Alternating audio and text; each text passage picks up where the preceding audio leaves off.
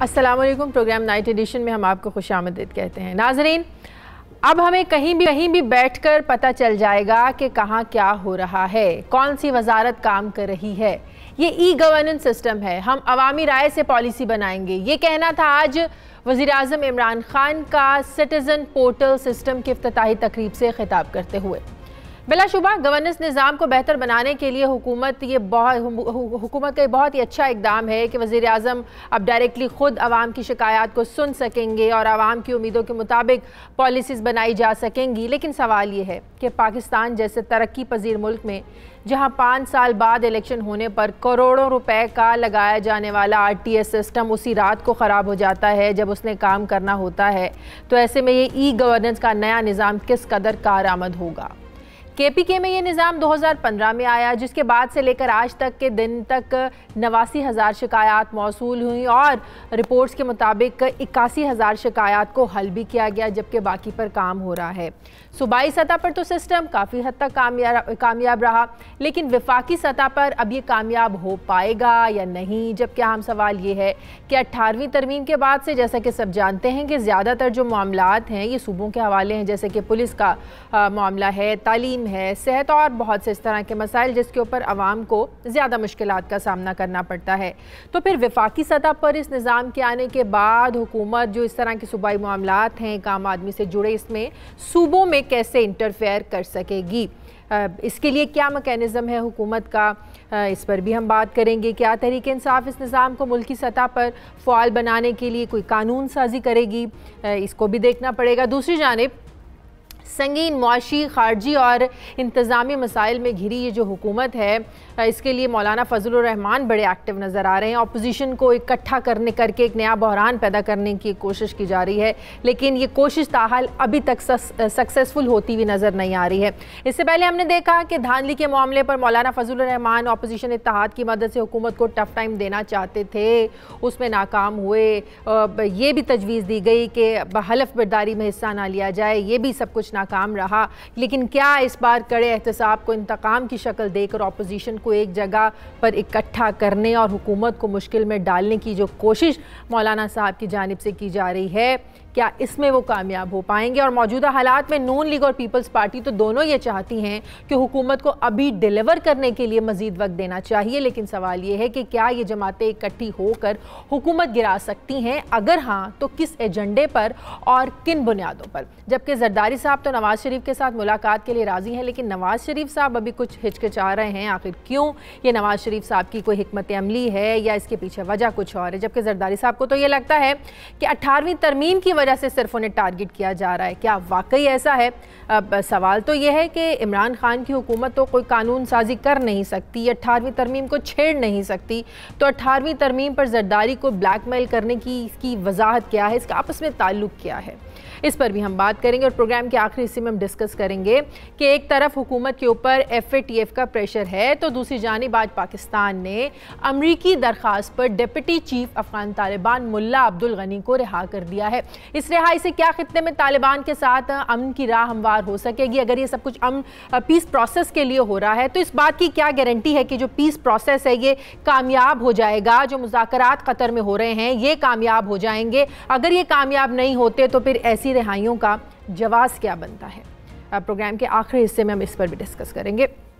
Programme में मेरे साथ हिलाली साहब हैं कराची स्टूडियो से, special assistant to prime minister Iftikhar Durrani साहब हमें ज्वाइन करेंगे। वक्त तो दिया था लेकिन अभी तक वो पहुँचे नहीं हैं। साबिर शाकिर साहब भी हमें इस्लामाबाद स्टूडियो से ज्वाइन कर रहे हैं। ब्यूरो चीफ पेशावर मुमताज़ बंगिश साहब हमें होंगे, हमारे साथ होंगे, और शाहिद हसन सिद्दीकी भी हमें टेलीफोन लाइन पर ज्वाइन करेंगे।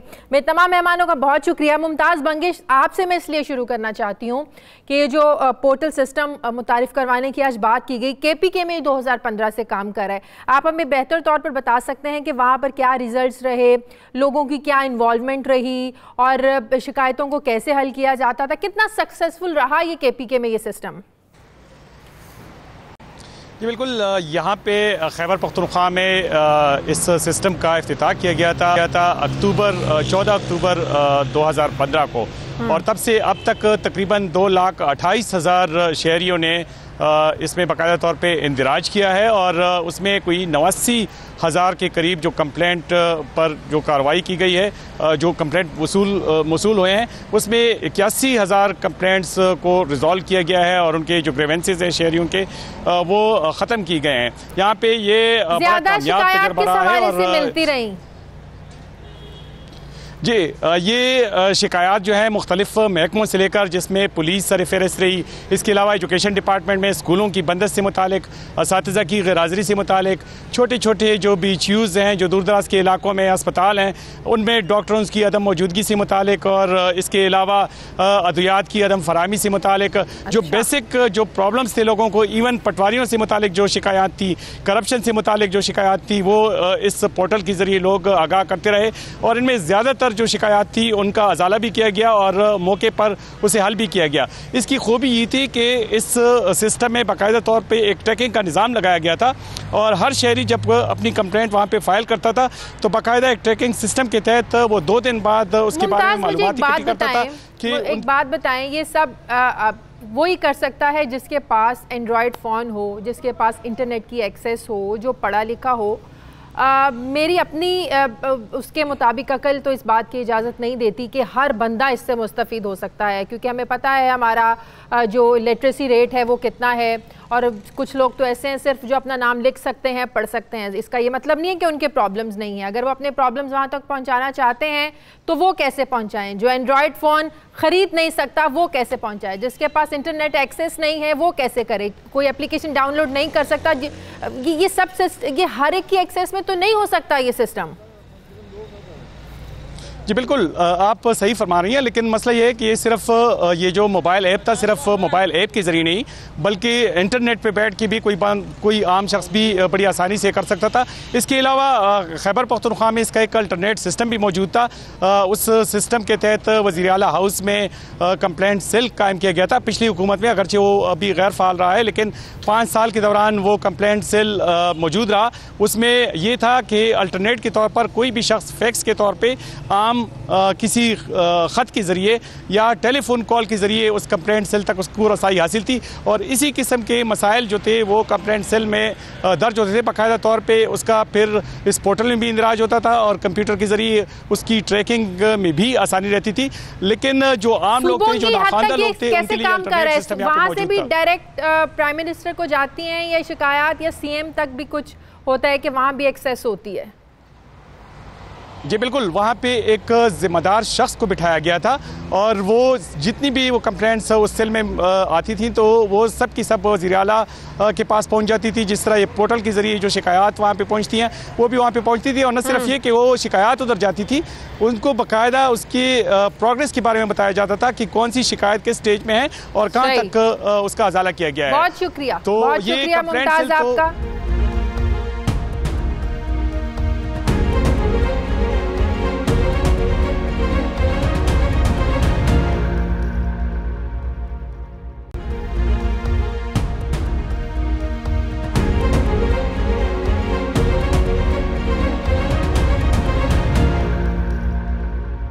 Sabir, G2C government to citizen technology America में भी है, यूरोप में भी है, एशिया के कुछ कंट्रीज़ में भी है, लेकिन वहाँ सक्सेसफुल इस टेक्नोलॉजी को चलाया जा रहा है। अवाम का हुकूमत के नुमाइंदों के साथ, हुकूमत के साथ रब्ता डायरेक्टली जो होता है, जो अब यहाँ हम सिटीज़न पोर्टल सिस्टम मुतारिफ करवाने जा रहे हैं। KPK में तो है, अब बाकी सूबों में होगा। लेकिन मेरा भी आपसे वही सवाल कि हर आदमी सिस्टम को अफोर्ड नहीं कर सकता, जिसके पास एंड्रॉयड नहीं है, इंटरनेट नहीं है, जो इतना पढ़ा लिखा नहीं है।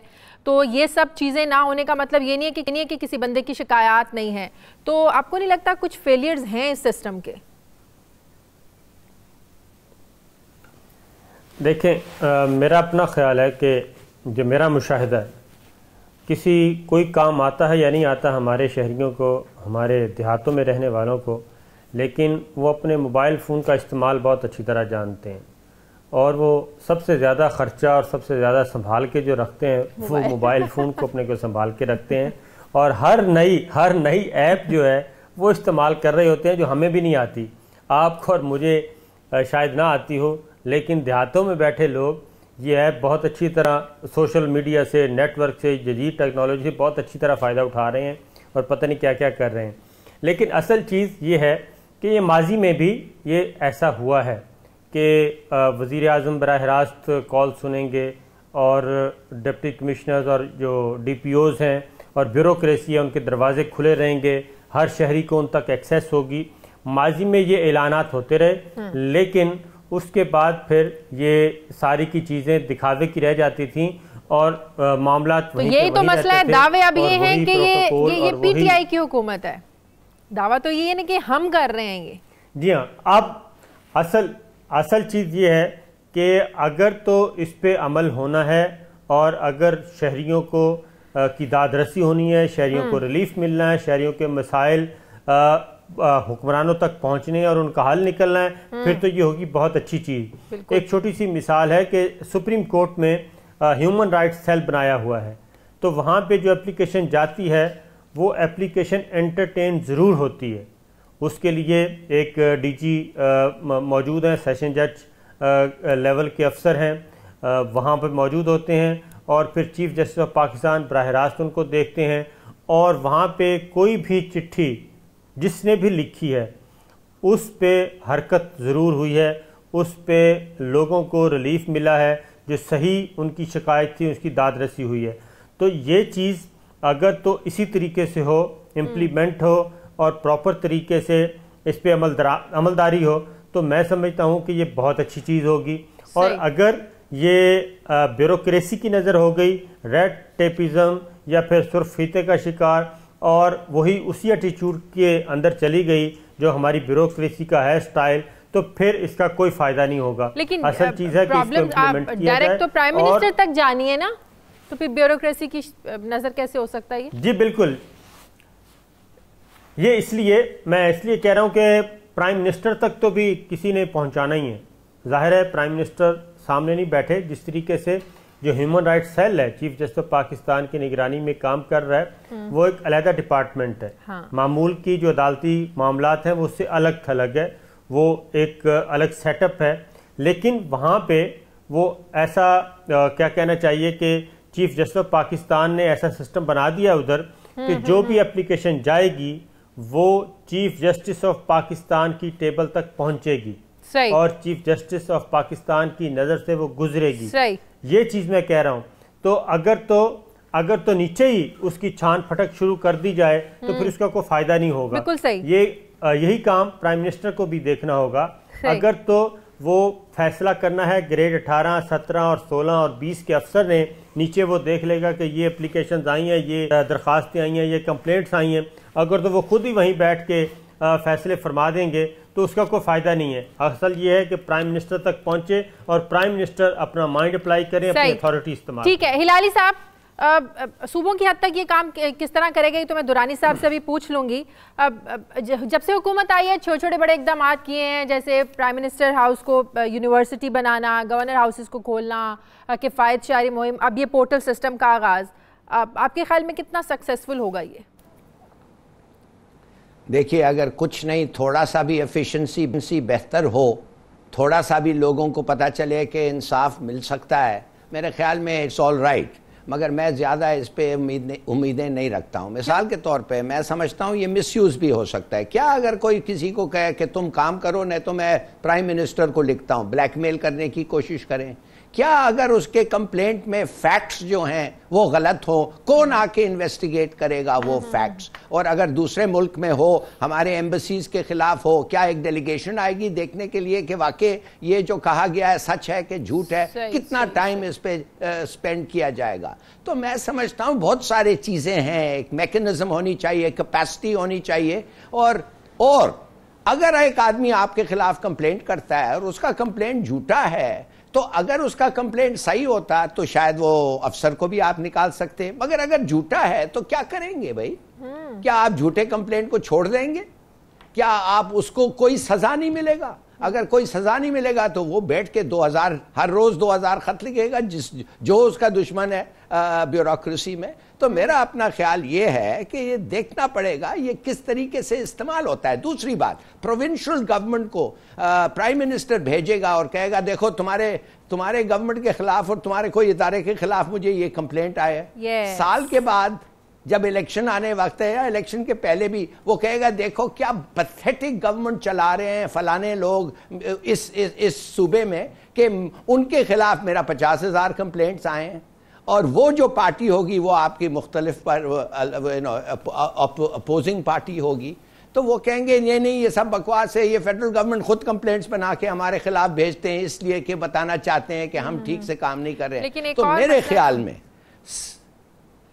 हाँ, क्या एक और बात है ना कि जैसे मैंने अपने इंट्रो में भी कहा कि 18वीं तरमीम के बाद जिस तरह बहुत से इख्तियारात अब सूबों के पास हैं, अगर शिकायत आती हैं कोई सेहत के हवाले से, कोई तालीम के हवाले से, वो उन डोमेन की शिकायत आती हैं जो प्रॉपर सूबों का इख्तियार है। तो ऐसे में आपको लगता है कि सिंध हुकूमत इजाज़त देगी कि फेडरल आए और हमारे इन मामलात को देखे? इसमें तो ज़ाहिर अपनी वो इंसल्ट फील करेंगे, अपना फेलियर महसूस करेंगे। इसी तरह पंजाब में आप कर सकते हैं, KPK में कर सकते हैं, बलूचिस्तान में भी नहीं कर सकते क्योंकि वहाँ भी आपकी गवर्नमेंट नहीं है। तो ये एक हर्डल बैरियर हो सकता है। नहीं, बड़ा अच्छा ऑब्जर्वेशन है आपसे। ना सिर्फ वो कर सकते हैं, वो करेंगे। जब आप प्रोविंशियल एजुकेशन या हेल्थ मिनिस्ट्री के खिलाफ किसी का कंप्लेंट फॉरवर्ड करते हैं और कहते हैं ये सही लगता है, वो आपको फौरन जवाब देंगे, कहेंगे ये बिल्कुल बकवास है, तो आप मान जाएंगे। सही सही। दुरानी साहब, आप जब वो देखेंगे कि भाई दुरानी साहब, अभी सबसे पहले जो हिलाली साहब ने बड़ा अच्छा पॉइंट उठाया कि अगर इस सिस्टम को मिसयूज़ किया जाता है तो आप क्या करेंगे? यकीनन आप लोगों ने इससे निपटने के लिए कोई हिकमत अमली तो बनाई होगी। बिस्मिल्लाहिर्रहमानिर्रहीम जी, मेरा ख्याल ये है कि हम इसको पॉजिटिव स्पिरिट में लेना चाहिए और हमें पहला तो काम ये करना चाहिए इसको यूज़ करना, कि एक सिटीज़न जो है पाकिस्तान का शहरी ये समझ सके कि उसका राब्ता है वज़ीर आज़म पाकिस्तान से और वो उसके साथ मौजूद है जिसको उसने वोट दे के वज़ीर आज़म बनाया। इसका बेसिक कॉन्टेक्स्ट ये है कि जी एक एक्ट है जिसे कहते हैं राइट टू सर्विसेज एक्ट। ये खैबर पख्तूनख्वा में इंट्रोड्यूस करवाया गया था और ये बेसिकली ऐसा नहीं था कि इफ्तिखार दुरानी के ख़िलाफ़ कंप्लेन कर दें। उसमें ये था कि एक शहरी को मुख्तलिफ जो है हकूक़ हैं, उन हकूक़ का जो है मिलना उसको क्वांटिफाई किया गया, प्रोसेस में डाला गया है कि आपको एक चीज़ के लिए, एक सर्विस के लिए आपको हक दिया गया है, जब वो हक नहीं मिल रहा या वो फैसिलिटी नहीं है तो आप उसके बारे में मुतल्लिका हुकूमत को इत्ला दे सकते हैं। ये एक बहुत सक्सेसफुल मॉडल था खैबर पख्तूनख्वा का। खैबर पख्तूनख्वा के गवर्नेंस मॉडल में जो दो ज़बरदस्त चीज़ें थी ना जी, जो कि हमारे वोट बैंक को ट्रांसलेट किया 11 से 22 लाख का, उसमें पहली चीज़ ये थी कि जी हमारा एक बड़ा इफ़ेक्टिव मैकेनिज़्म था लोकल गवर्नमेंट में, जिसमें विलेज काउंसिल जो कि हमने उसके ऊपर सर्वे कराया है, बेहतरीन निज़ाम था। वो गांव की सतह पे हमने फंड्स दिए और जो उधर के लीडर्स थे उनको हमने एम्पावर किया, तो गांव की सतह पे लोग मुतहर्रिक हुए और उनकी ओनरशिप बिल्ड हुई उस सोशल डेवलपमेंट में। दूसरा ये था, यही सिटीज़न पोर्टल जो है, जो कि कंप्लेंट सिस्टम था, ये चीफ मिनिस्टर सेक्रेटेरिएट में लगा हुआ था और उसको बाकायदा तौर पे मॉनिटर किया जाता था। किसके लिए? उस पर अगर आप देखें ना, उन्होंने 3 टियर रखे हुए थे। 3 टियर में था कि वो था येलो था, ग्रीन है, येलो है और उसके बाद फिर रेड है, कि आपको उन्होंने टाइम लाइन दिया हुआ था कि इफ्तिखार दुरानी गया वहाँ पे और उसने लाइसेंस लेना था जो कि सूबाई सब्जेक्ट है, और इफ्तिखार दुरानी को 10 दिन का टाइम दिया हुआ था, तो वो 10 दिन में उसको लाइसेंस नहीं मिला। तो अब ये आप क्या करेंगे? आप उसको एक ग्रीन लेटर भेज देंगे कि 10 दिन हो गए हैं भाई, वो इफ्तिखार दुरानी इंतज़ार कर रहे हैं, उसको आप हेल्प आउट कर दें। सही। सो कंप्लेंट ऐसा नहीं है कि आप एक इंडिविजुअल के खिलाफ कंप्लेंट कर रहे हैं, वो अपनी सर्विस के लिए कंप्लेंट कर रहे हैं कि मुझे नहीं हो रहा। ठीक है, लेकिन आप उसको इन्फोर्स करें ताकि वो हो जाए। बिल्कुल। सूबे अपने मामलात में फिर कैसे इंटरफेयर करने देंगे? अगर कि सिंध के अवाम कोई शिकायत करना चाहते हैं कुछ मामलात में और वो डोमेन सिंध हुकूमत की है, वो कैसे आपको कॉम्प्रोमाइज करेंगे इस सबको? आपसे जो 3/4 पाकिस्तान है, आप उसको छोड़ के 1/4 पे आप चले गए हैं। बलूचिस्तान भी है, खैबर पख्तूनख्वा में हमारी हुकूमत है, वहाँ तो आपकी गवर्नमेंट है, वहाँ तो कोई आपको हर्डल नहीं क्रिएट करेगा। पंजाब में आप लोग हैं, पंजाब में कोई बैरियर नहीं होगा आप पाकिस्तान का। जो तो लेट्स डिस्कस दैट ना जी, हमें वो डिस्कस करना चाहिए जो कि यू मूव हमेशा जितनी भी सोशल डेवलपमेंट होती है वो सॉफ्ट टू हार्ड जाती है। हमारा मीडिया में हम हार्ड टू सॉफ्ट पे आते हैं, ये रिवर्स पैरामिड आपने क्रिएट किया हुआ है। आप सॉफ्ट टू हार्ड जाएंगे कि कल सिंध से ये तासुर ना आ जाए कि आवाम को ये तासुर ना जाए ना कि हमें कोई डिस्कस ही नहीं कर रहा, हमारे मसाइल अगर फेडरल तक नहीं जाएंगे तो वो किससे शिकायत करेंगे फिर? हमें तो उनको भी साथ लेके चलना है ना। देखें, हमने जब खैबर पख्तूनख्वा में पुलिस एक्ट लेके आए, हमने तमाम सूबों को बशमूल वफाक को हमने कहा कि जी आप ये पुलिस एक्ट हमारा है, हम तमाम पाकिस्तान की इकाइयाँ हैं, तमाम सूबे पाकिस्तान की इकाइयाँ हैं, कोई दुश्मन ममालिक की नहीं है। सही, हमारा काम है वफाक का उनको लैंडिंग और हेल्प देना। अगर उनकी ख्वाहिश है, हम हर मीटिंग में, चाहे वो क्लीन ग्रीन पाकिस्तान है, चाहे वो बाकी प्रोजेक्ट्स हैं हाउसिंग के, हम तमाम वफाक की इकाइयों को बुलाते हैं, उनको इनवाइट करते हैं और उनको कंसल्टेशन का हिस्सा बनाते हैं। ब्रेक के बाद आकर मुझे एक और सवाल का जवाब दीजिएगा कि आप लोगों ने कोई एक स्मार्ट मेंबरशिप का भी ऐलान किया था, वो ना हमें ज़िमनी इंतखाब में नजर आया ना जनरल इंतखाबात में उसका यूज़ नज़र आया, इसकी क्या वजह है? और ब्रेक के बाद हम इस पर भी बात करेंगे कि जरदारी साहब के खिलाफ जो मनी लॉन्ड्रिंग में इन्वेस्टिगेशन हो रही है वो इस सारे मामले को 18वीं तरमीम से क्यों जोड़ रहे हैं, उन्हें क्यों लग रहा है कि असल झगड़ा सिर्फ 18वीं तरमीम का है। एक छोटे से वक्त के बाद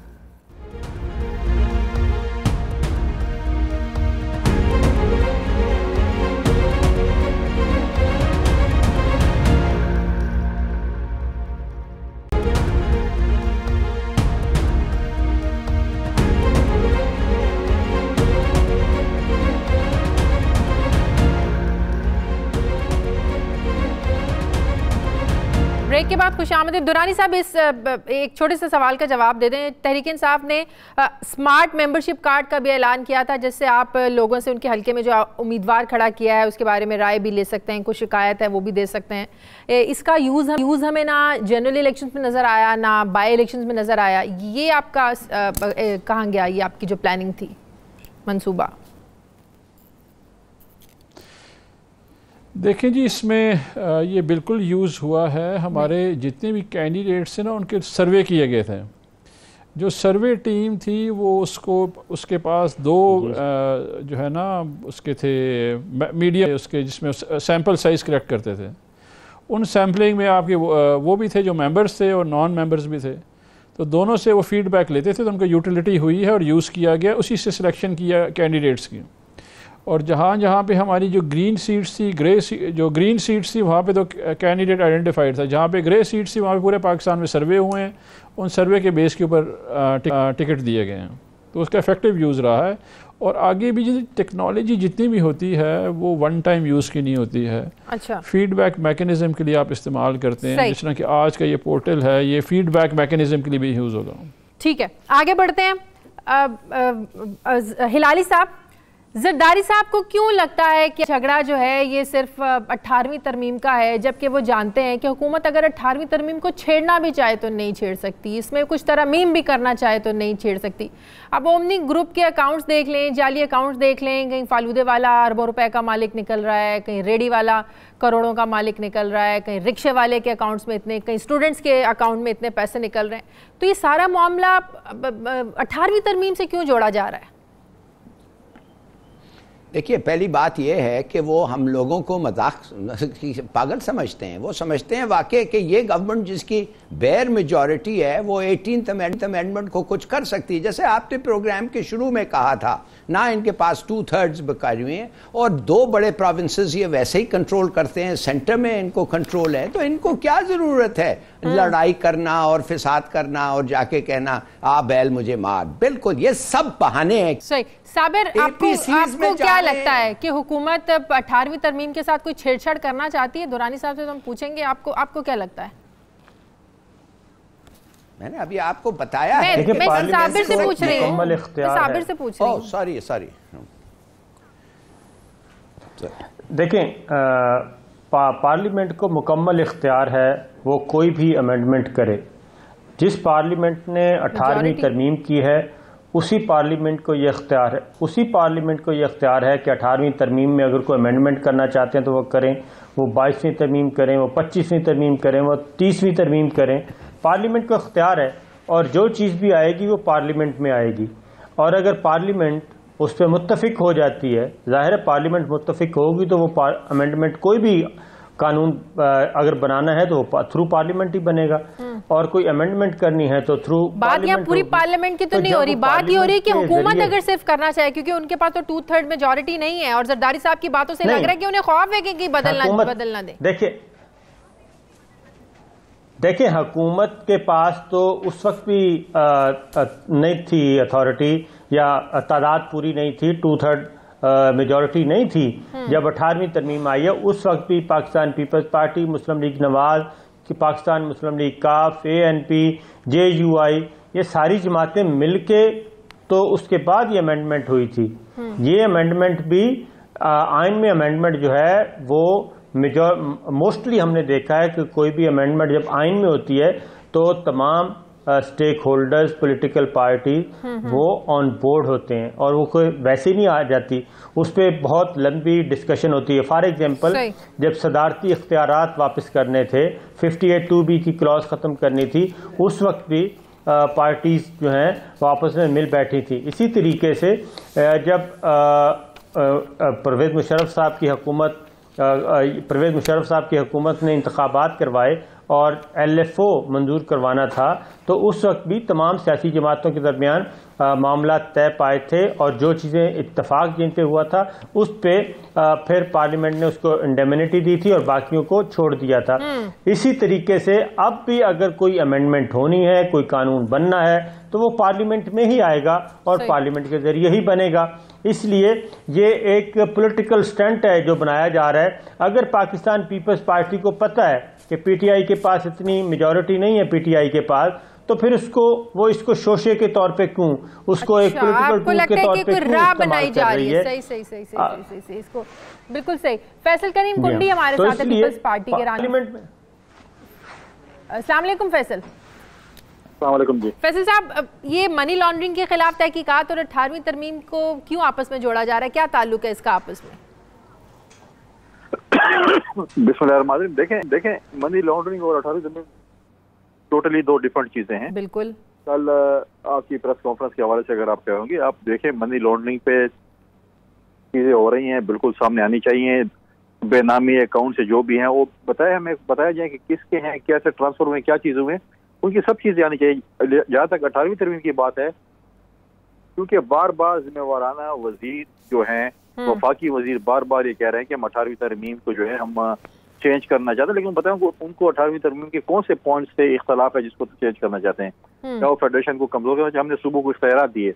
आज अगर PTI सो कॉल्ड क्लेम कर दी कि हमने KP में चीजें बदल ली, तो वो इसलिए बदली कि 18वीं तरमीम के हवाले से इनके पास वहाँ पे इख्तियारात थे, इनके पास वहाँ पे फाइनेंसेस थे, जहाँ पे इन्होंने शायद काम किया होगा। आप लोगों को तो ये सोचकर खुश होना चाहिए कि हुकूमत अगर इसके साथ छेड़छाड़ करना भी चाहती है तो वो नहीं कर सकती, उनके पास मेजॉरिटी नहीं है।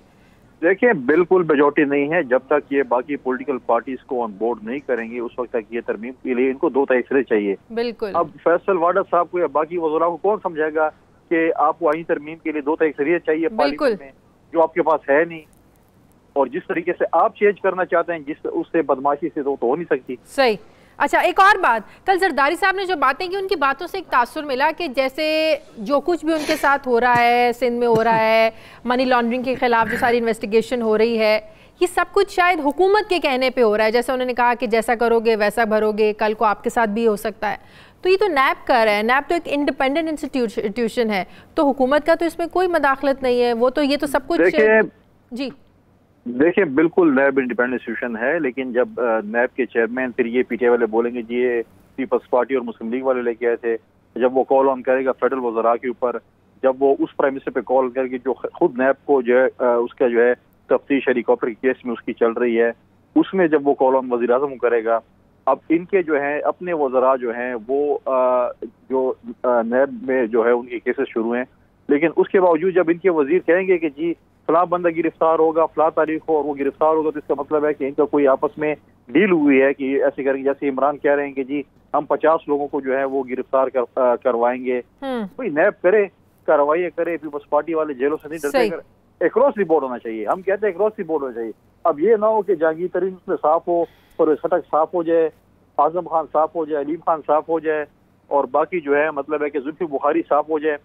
बेसिकली जो है एनआरओ का इमरान खान साहब बार बार कह रहे हैं, वो अपने लोगों को कह रहे हैं कि तुम लोगों के साथ एनआरओ नहीं करना, क्योंकि पीपल्स पार्टी ने तो क्लियर कट कह दिया कि हमें तो एनआरओ चाहिए नहीं। बहुत शुक्रिया फैसल करीम कोनी साहब। दुरानी साहब, अब फैसल वाडा की बातों से लगा था कि जैसे शायद हुकूमत को इरादा रखती है 18वीं तरमीम को उसमें अमेंडमेंट करने का, बदलने का, क्या आप लोग इसको इस तरह का कुछ प्लान है आप लोगों का? कर नहीं सकते आप, लेकिन फिर भी अगर पार्लियामेंट को आप मनाएं, पार्लियामेंट से आप, जब तक पार्लियामेंट सारी इस पर यकसू नहीं होगी तो आप इस तरह का कोई कदम नहीं उठा सकते।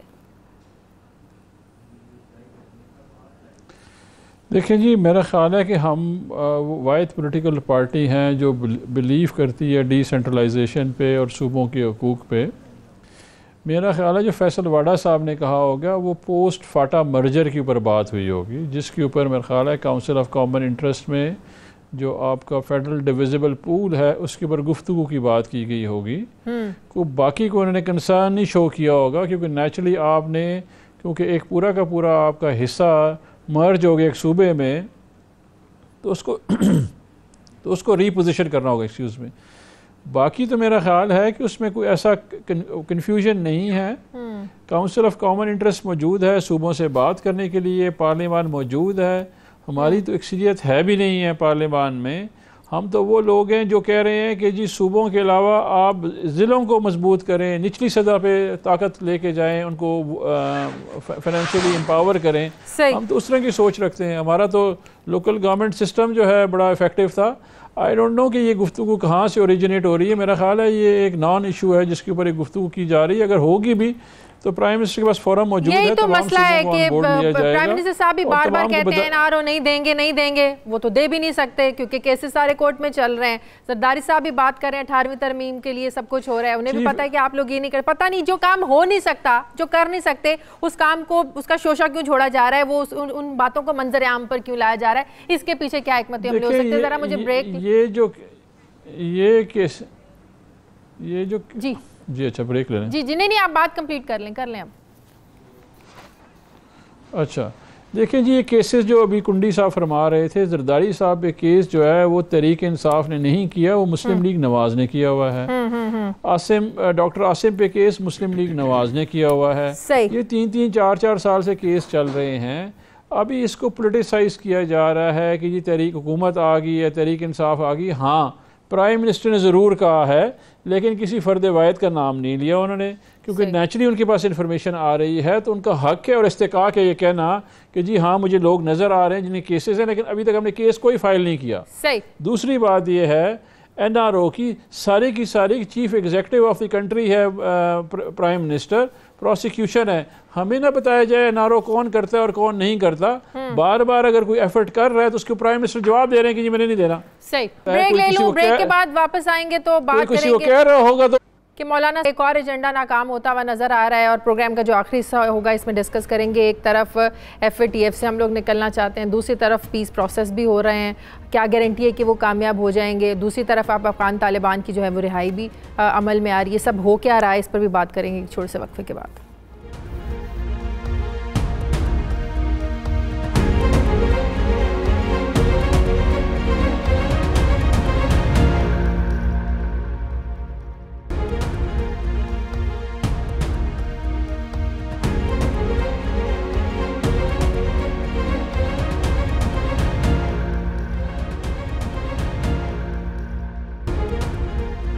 ब्रेक के बाद खुशामदीद। साबिर सिर्फ एक सवाल का जवाब दे दें, उसके बाद फिर अगले टॉपिक की तरफ हम आगे बढ़ते हैं। ये मौलाना साहब की आनियों जानियों की कुछ समझ नहीं आ रही है। इलेक्शन के बाद से सिर्फ मौलाना साहब भी ज़्यादा एक्टिव नज़र आ रहे हैं, चाहे वो इलेक्शन कमीशन के बाहर एहतजाज हो, चाहे उनकी ये तजवीज़ हो कि हलफ बर्दारी की तकरीब में हिस्सा ना लिया जाए, वज़रा हलफ ना लें, उसमें भी उनको नाकामी हुई। अब APC में नवाज शरीफ साहब ने तो खुद शिरकत करने से इनकार कर दिया है। जरदारी साहब भी ये चाह रहे नहीं हुकूमत को थोड़ा सा और मौका दिया जाए।